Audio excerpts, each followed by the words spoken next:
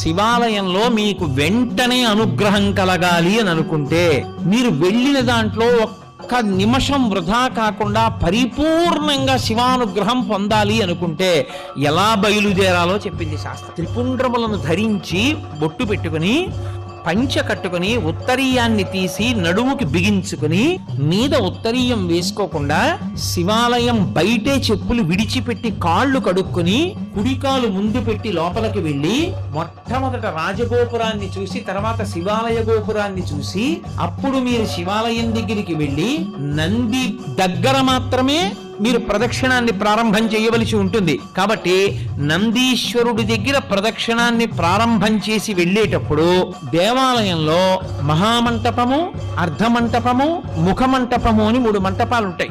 ఈ 3 మంటపాలు దేనికి గుర్తు అంటే స్థూల సూక్ష్మ కారణ శరీరములకు గుర్తు. ఈ 3 శరీరములను నేను